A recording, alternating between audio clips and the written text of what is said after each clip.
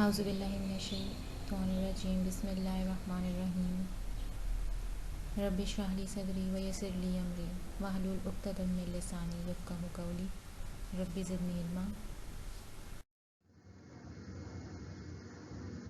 Assalamu alaikum students, welcome to EPSEX online support program, and this is the lecture for first year physics. We are starting chapter number 9 today. The name of chapter is physical optics. We will cover from page number 302 to 313 in this today's lecture. The contents are nature of light, wavefront, Huygens principle, coherent sources, interference of light, and Young's double slit experiment.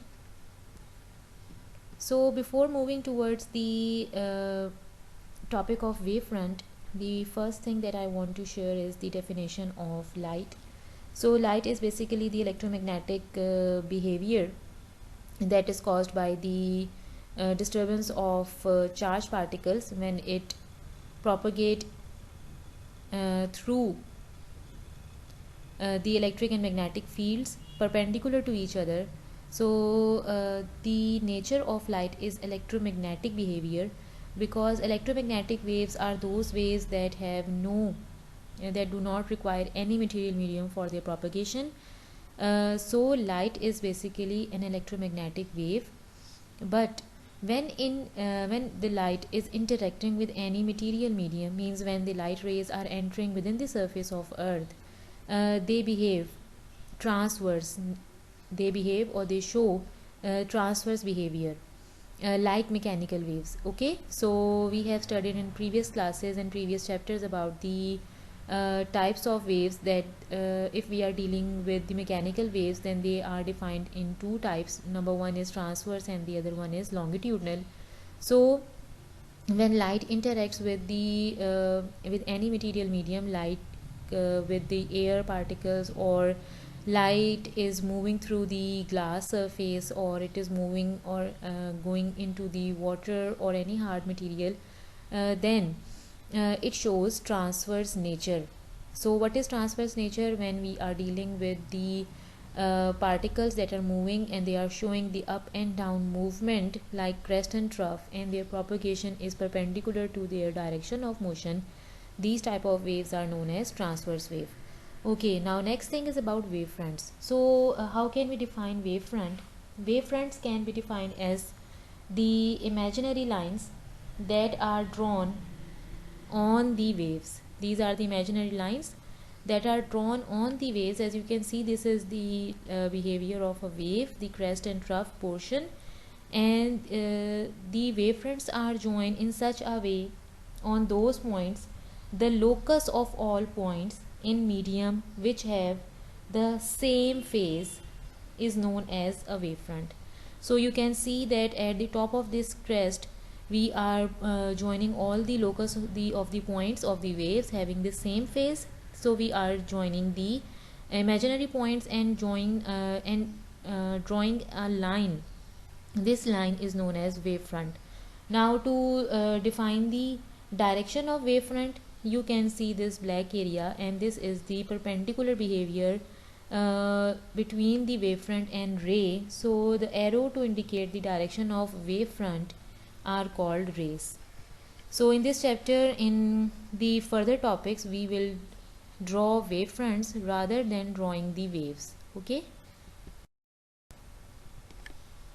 now you can see that these are some points on any wavefronts, and these points are now further producing circular wavefronts.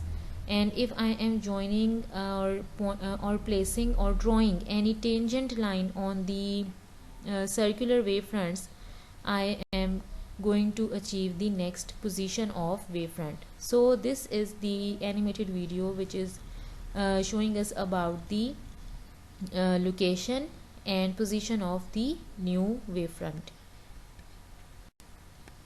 Next topic is about Huygens principle, and this Huygens principle is basically useful to know the shape and the location of a wavefront. at any distance of time t. Now I am assuming here a source of light, and from this source of light you can see that the light sources are dispersing in every point, in every position, in every direction. So we are considering some points that are placed over here from a curved portion A to B, and I am considering that at any time t, this is the primary wavefront that is now emerging from this source S. Now I am considering some points on this wavefront A to B, and I am assuming that all these wavefronts, they are capable to generate further wavelets. Wavelets means the smaller portion of a wavefront. These all points that are drawn on any wavefront, they are capable of producing further wavelets, so that when we are joining the points of all the wavelets in such a way that they are now producing another wavefront. So you can see that AB is one wavefront, and after joining the whole or all the smaller wavelets, we are again getting another wavefront C to D. So each wavefront is the envelope of a wavelet. Each point on a wavefront acts as an independent source. Each point of this wavefront is acting as a independent source to generate the further wavelets for the next wavefront. So you can see there are two wavefronts, and this process will continue to produce further wavefronts. So Huygens principle will tell us about the position and location of the wavefront. So there are two types of wavefronts. Number one is the circular wavefronts, as you can see in figure B, that these are this is the first wavefront, the primary wavefront, and according to these points they are producing further wavelet. So these are the wavelet point source. Now this is the spherical wavefront or circular wavefront, and when the distance is increasing from the source and at a particular distance, the wavefronts are no longer spherical, but they will change their shape into a plane path. So this second type is known as plane wavefront. So there are two types of wavefronts, either they are spherical, circular, or plane. Now moving on towards the next definition is known as coherent source. So the source which produces waves having the same frequency, equal or comparable amplitude, and a constant phase difference are called coherent sources. Coherent sources, they can be produced. Okay, so you can see the sunlight is basically the combination of different colors and different wavelengths. So you can see that this is the wavelength of red color. It has larger wavelength as compared to the green, and then as compared to the blue. But these are not coherent sources, because these all waves have different frequency, different amplitude, and different phase difference. Second thing is the LED one color monochromatic light.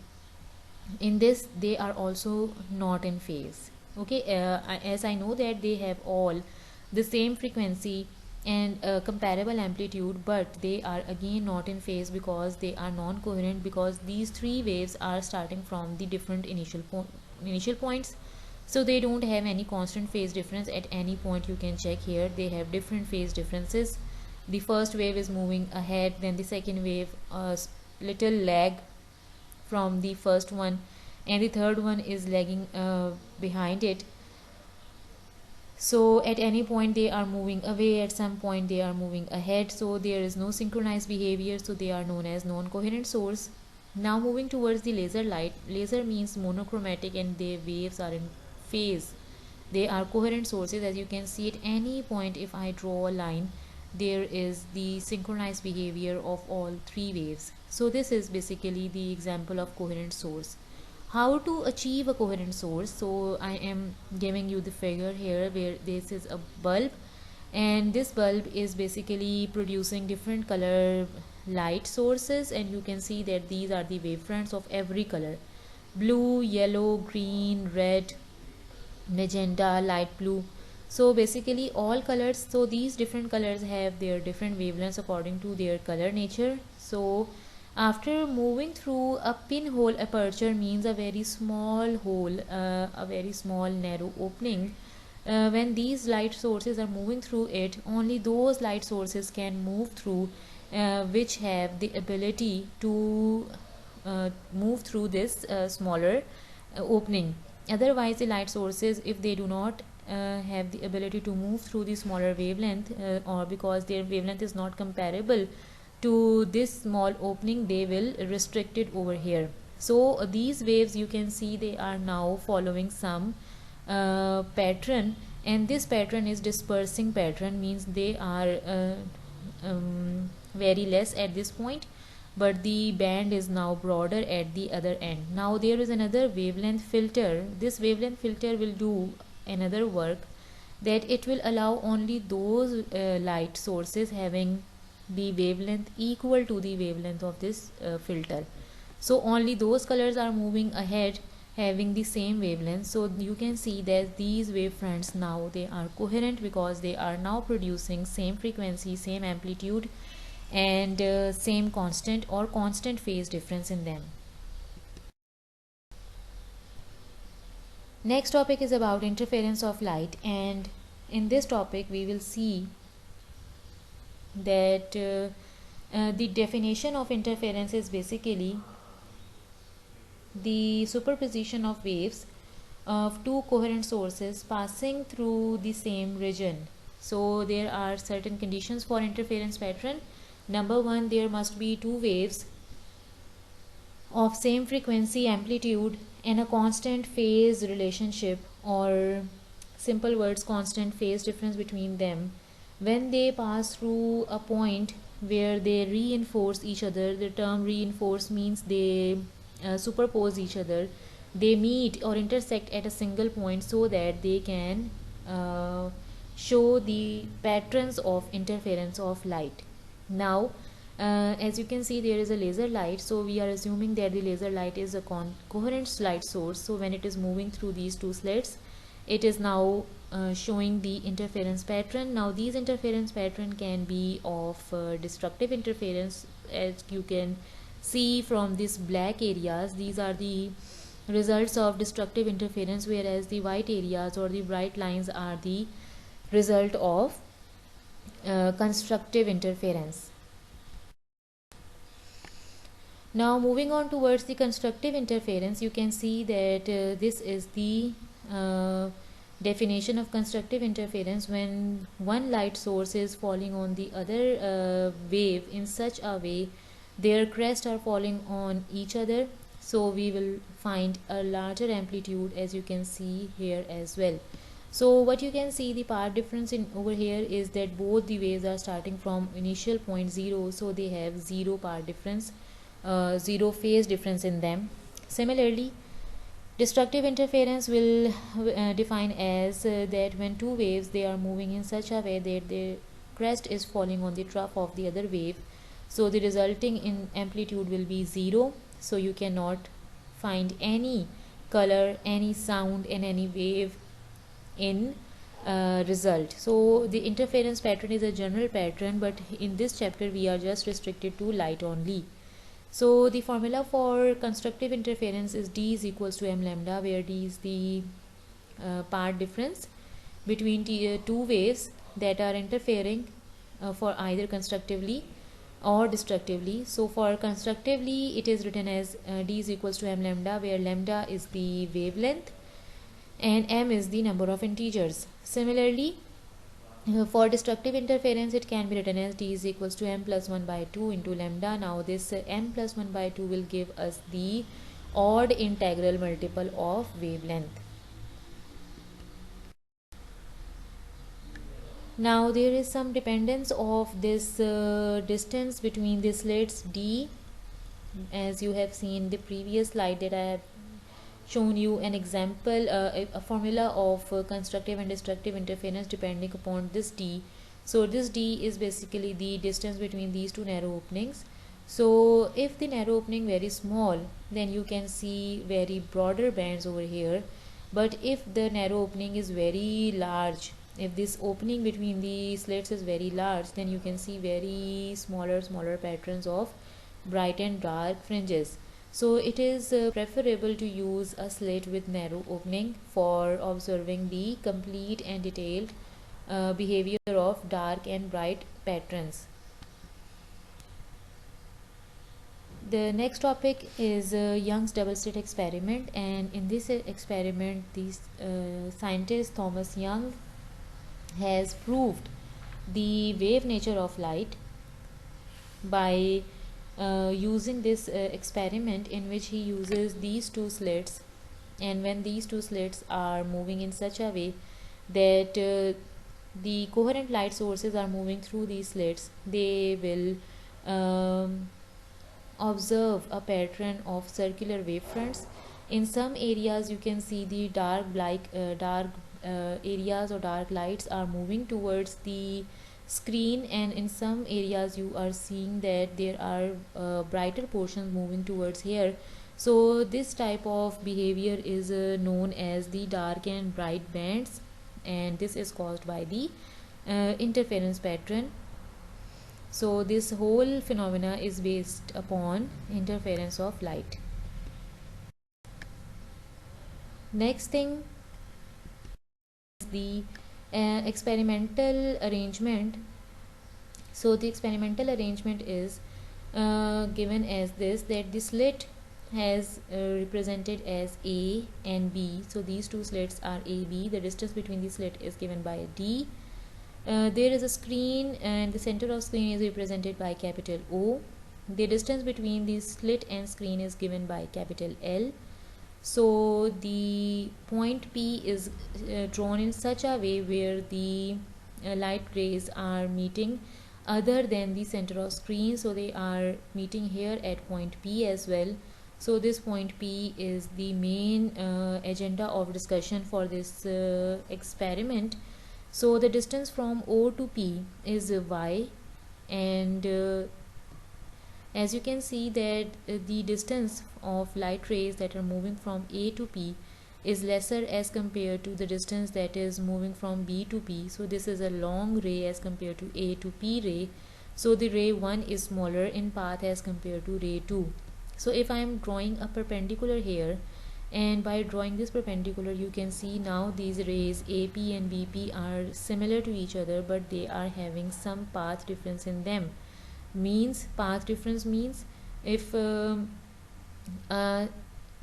ray is reaching at point P at the first point, but there is a more distance that is covering from B to P, so this ray 2 will meet or will reach at point P sometimes later by covering more distance S.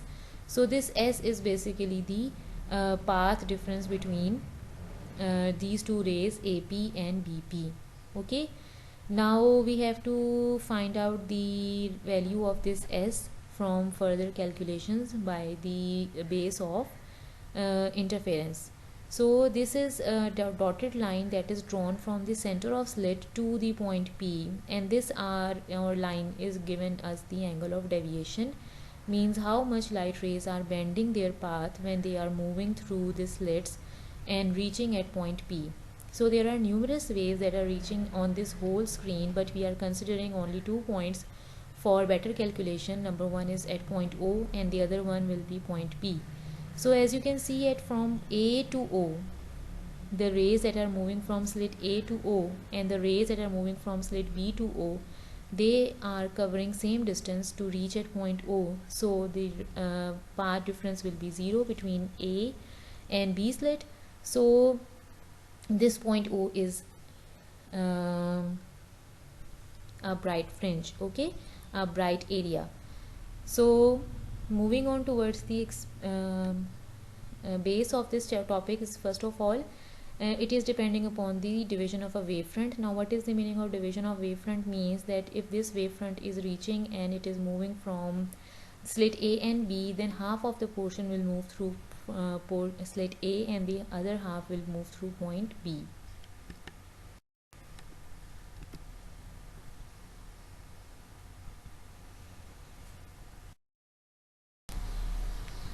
Now to calculate the path difference between two rays AP and the other one BP, This is the part difference S, that is represented by this distance BQ. Now the part difference can be written as BP minus AP, because BP is the larger distance as compared to AP, so the distance is represented by S. And if we are assuming the statement of constructive interference, then according to the definition, the part difference must lie in the category of either 0 or lambda or 2 lambda and so on. So if I am using the variable m lambda here, then this will be the equation number 1, and the part difference between P and AP is minus, and it is equal to BQ. If we minus the part difference BP and AP, the part difference will be BQ. So it is equal to m lambda, and where m is the integer, so it's 0 plus minus 1 plus minus 2 and up to so on. So why plus minus? Because from this center O, the same patterns can be observed on the upper side of screen as well as on the lower side of screen. So by calculating this distance S, we have to assume the right angle triangle ABQ, or we can also say it like BAQ.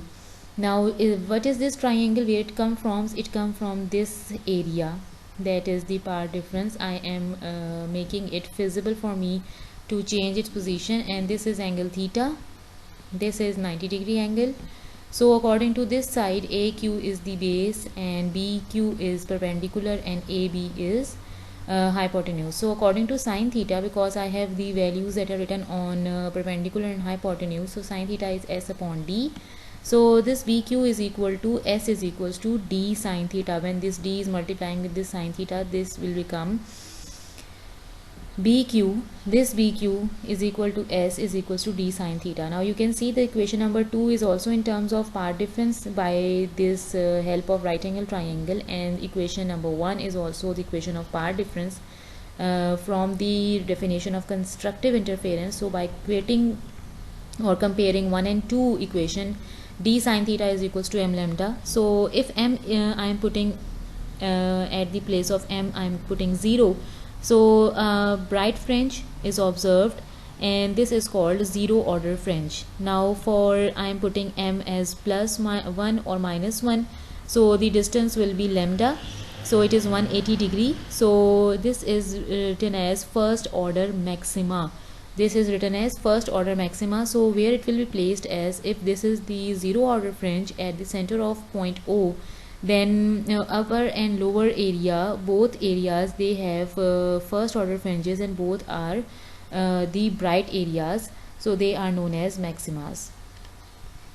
Now for destructive interference, similar behavior will be done at we are assuming that at point P, the distance of waves from B, they are covering from their distance is covering more distance as compared to the waves that are moving from slit A.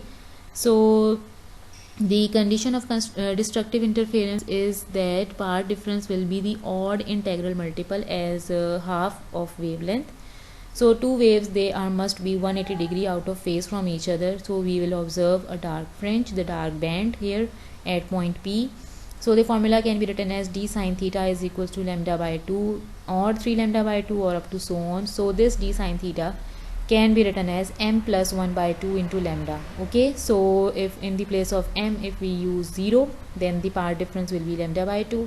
If we use 1, then the part difference will be 3 by 2 lambda and up to so on. So at all these places, the part differences can be written as the first order, second order and third orders. Now for the position of fringes on the screen, that where we are assuming on this screen, either we are assuming all the dark bands side by side, or we are observing the alternate dark and bright fringes. So for this purpose, we have to consider the two triangles here. First triangle is the larger one, is represented by PEO. PEO. This is a right angle triangle having the base as EO and perpendicular as OP and hypotenuse as EP. The other triangle that I have used in the previous slide as well to calculate the part difference, that is the similar triangle ABQ, having the base of AQ, the perpendicular of BQ, and the hypotenuse of AB. So if these two triangles are similar because they both are right angle triangle and they both have the same angle theta, then the triangles are considered as similar. So for the similar triangles we can relate their sides like from the angle side by side angle, or simple words I can say that whenever the angles are very smaller and they are similar, then the sine thetas and tangent thetas are approximately equal to each other of that triangle. So according to side by side, if I am using s upon y, because s is the perpendicular of triangle ABQ and the y is the perpendicular of triangle PEO, so it is perpendicular upon perpendicular, and this is equal to AB upon PE. Now this perpendicular are both perpendiculars of the both triangles, they are equating, and on the other sides the hypotenuse means AB upon PE. So you can see AB is equals to D, and PE we don't have any value for this PE. So what we will do, we will make it equation number 1. Now as we know that this distance of y, what is y is the spacing or distance between the center of screen and the point P. So it is very smaller as compared to the length of or the distance of between the slit and screen. So if I can write that y is very smaller than L, then PE is nearly equal to EO. So that if these this is the largest distance and this is the smallest distance, and it is normally we can ignore this distance, so we can say that this EP is nearly equal to EO, and the length of EO is basically equal to capital L. So I can write the value of EO in place of PE, that is S upon Y is equals to D upon L. Now if I will calculate the value of Y, the position of fringe Y is equals to LS upon D. Okay, so this is the final equation. Now for mth bright fringe, if I am using the mth bright fringe, means m number of bright fringes, I can write this, take the same formula that I have calculated in the previous slide. So I have to put in place of m the value of m is equals to 0, then m is equals to 1, then m is equals to means lambda, then 2 lambda, then 3 lambda for bright fringes. Then this equation, this path difference s will become, for y bright it is 0, then lambda, then 2 lambda, then 3 lambda, then it can be written as L lambda by D, then 2 L lambda by D, then 3 L lambda by D, and up to so on. So I can write a generally formula as m lambda L upon D.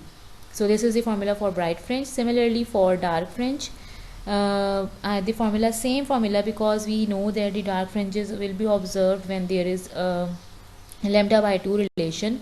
So by putting lambda by 2D, again 3 lambda by 2D, then 5 lambda by 2D, up to so on. So in general I can write is m plus 1 by 2 L lambda upon D. So this is the formula for generalized formula for Y dark fringes. Now the last thing, the fringe spacing. So fringe spacing means the distance between two consecutive bright and dark fringes. So first we have to take the fringe spacing between the first and second order of bright fringes, that you have to minus the first and second order or simple second order from first order, then you have the value of L lambda by D. So this is the fringe spacing. By putting the numerical values we can calculate the distance. So similarly the fringe spacing between first and second order of dark fringe, you have to minus the second order of dark fringe formula from the first order value. So again you can see that the value is same as the fringe spacing of bright fringe. So it is concluded that the fringes, either they are bright, either they are dark, they have the similar value. The similar spacing between them means they have exactly same path, but the orders of light and dark are alternate to each other. So this is all for today. Thank you so much. Allah Hafiz.